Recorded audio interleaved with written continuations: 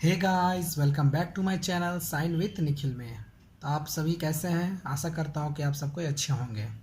तो आज हम देखेंगे कि द्वितीय विश्व युद्ध के बाद उसके क्या परिणाम हुए। अब आपको पता है कि हर एक विश्व युद्ध के बाद उसके कुछ परिणाम होते हैं, कुछ रिजल्ट्स निकलते हैं, क्योंकि युद्ध होता ही है कुछ रिजल्ट निकालने के लिए। तो हमने पिछले वीडियो में हम लोगों ने डिस्कस किया था कि कैसे विश्व युद्ध, द्वितीय विश्व युद्ध आपका कैसे स्टार्ट हुआ, उसका क्या कारण रहे थे जिससे वह युद्ध स्टार्ट हुआ था। आज हम देखेंगे द्वितीय विश्व युद्ध के परिणाम।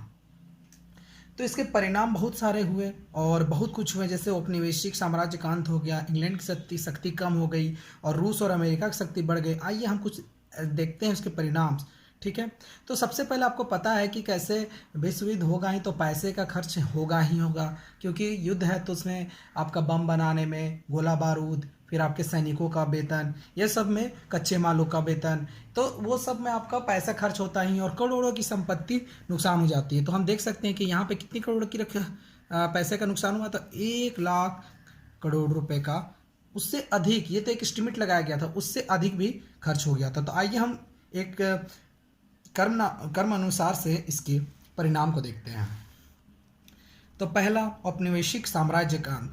अब हम लोग समझ सकते हैं कि औपनिवेशिक साम्राज्य का अंत कैसे हुआ। अब हम लोग देखते हैं कि पहले के राज्य क्या थे कि अपने राज्यों को विस्तार करना चाहते थे और कैसे दूसरे राज्यों को वो हरा के, उसको दबा के अपने साम्राज्य का विस्तार करना चाहते थे। मगर बाद में अब क्या हुआ कि द्वितीय विश्व में होने के बाद छोटे राज्य जो थे वो अब दूसरे बड़े राज्यों का विरोध करने लगे। उसके कारण बड़े राष्ट्रों को, उन राष्ट्रों को छोड़ना पड़ गया युद्ध के बाद। अब देखते हैं कि कौन कौन से राज्य जो थे जो आज़ाद हो गए थे। हमारा भारत भी उसमें था, हमारा प्यारा भारत, फिर श्रीलंका था, वर्मा था, हिंद देश या था, मिस्र इत्यादि देश जो स्वतंत्र हो गए युद्ध के बाद। तो इससे एक औपनिवेशिक साम्राज्य का अंत हुआ। अब इसका दूसरा परिणाम देखते हैं, इंग्लैंड की शक्ति का ह्रास और रूस तथा अमेरिका की शक्ति में वृद्धि। अब क्या हुआ कि उस समय प्रथम विश्व युद्ध में आपको पता है कि मित्र राष्ट्र का सबसे शक्तिशाली देश आपका था इंग्लैंड, उसके बाद आपका आता था अमेरिका। मगर क्या हुआ कि युद्ध के बाद, द्वितीय विश्व युद्ध के बाद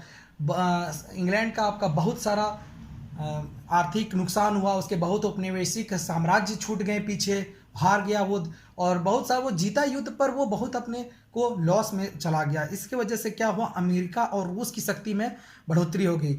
अमेरिका अपने दूसरे राज्यों का सहायता करने लगा और वो भी बहुत बढ़ चढ़ के आगे आ गया और उसकी आर्थिक स्थिति मजबूत हो गई। और आपको पता है कि कैसे किसी राज्य की, देश की आर्थिक स्थिति मजबूत हो जाती है तो वो शक्तिशाली और बन जाता है। ठीक। तीसरा, अणुबम का निर्माण और संयुक्त राष्ट्र संघ की स्थापना। अब ये अणुबम को आप लोगों को पता है कि हिरोशिमा और नागासाकी में गिराया गया था परमाणु बम, इसे हम अणुबम भी कहते हैं।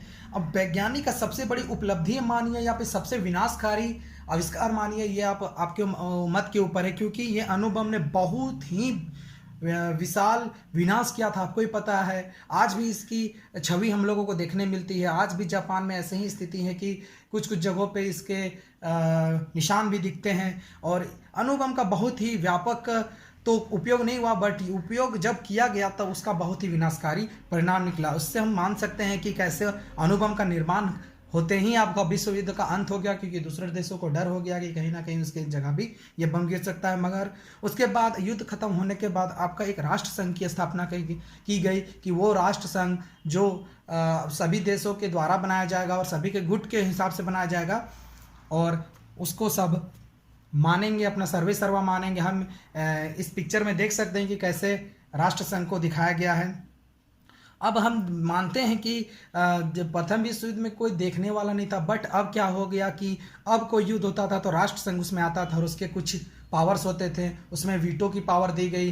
कुछ मुख्य देश जुड़े, इंग्लैंड जुड़ा, अमेरिका जुड़ा, फ्रांस जुड़ा, रसिया जुड़ा, जापान जुड़ा, तो ये सब देश वहाँ जुड़ के एक संगठन बनाए, जिसके वजह से युद्ध को थामने की प्रक्रिया शुरू की गई। अब इसका चौथा कारण देखिए, विश्व में 3 गुटों का निर्माण। तो विश्व में 3 गुट कौन कौन से बने? एक बना साम्यवादी, दूसरा बना पूंजीवादी और तीसरा बना गुट निरपेक्ष, जिसे हम नॉन अलाइंड कहते हैं।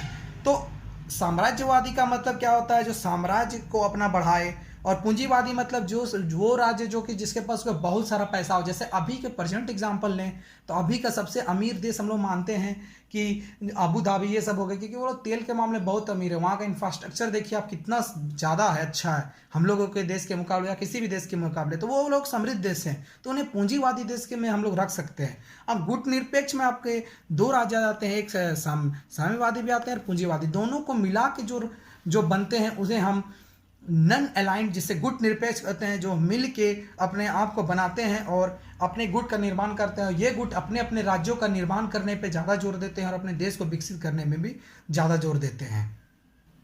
अब पांचवा और आखिरी पॉइंट है साम्राज्यवाद का बदलता रूप। अब साम्राज्यवाद का बदलता रूप से हम क्या समझ सकते हैं कि साम्राज्यवाद तो हमें सभी देश लोग करना चाहते थे, क्योंकि साम्राज्य का विस्तार ही करने के लिए ही ये विश्व युद्ध हुआ था। कहीं ना कहीं एक देश को दूसरे देश से खुन्नस था। मगर अब क्या हो गया, द्वितीय विश्व युद्ध के परिणाम में ये हुआ कि बड़े राष्ट्र अब छोटे राष्ट्र को दबाना बंद कर दिए हैं। छोटे राष्ट्र भी अब आंदोलन करना प्रारंभ कर दिए थे कि नहीं, अब ये हमारे खिलाफ कुछ ज़्यादा ही अत्याचार हो रहा है। इसकी वजह से साम्राज्यवाद का बदल गया, रूप बदला। और अब क्या हुआ कि कोई भी देश अब डायरेक्ट किसी देश के ऊपर हमला नहीं करता था, वो वहाँ का कच्चे मालों का उपयोग करता था और उससे उसके बदले पैसे देता था। इससे पूरा एक क्या बोले आपको, एक लाइन सी बन गई, जिसके कारण ये हुआ कि एक देश दूसरे देश से एक मित्रता पूर्वक या फिर संधि मान लीजिए कि वो संधि के रूप में आ गए और एक देश दूसरे देश के प्रति अच्छी भावना रखने लगे। और बाद में ये साम्राज्यवाद का एक ऐसा रूप बना कि एक देश दूसरे देश का मदद करने लगे। और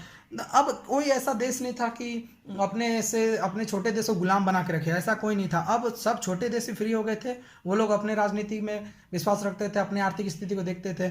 मगर अब बड़े राष्ट्र क्या हो गए, उनके कच्चे मालों को अपना उपयोग करते थे, उनके बदले से पैसा देते थे। तो इसका ये फायदा हुआ द्वितीय विश्व युद्ध का कि लोग अपने अपने साम्राज्य का फ्री हो गए और साम्राज्यवाद का रूप बदल गया। तो आशा करता हूँ कि आपको ये द्वितीय विश्व युद्ध का परिणाम अच्छे समझ में आया होगा। मैंने इसके पहले इसका कारण बताया था। और अगर आपको मेरे वीडियोस अच्छे लग रहे हैं तो प्लीज़ थोड़ा अपने दोस्तों के साथ शेयर करिए और सब्सक्राइब भी करवाइए, ताकि आपके लिए मैं इसी तरह और अच्छे अच्छे वीडियो ला सकूं। Thank you.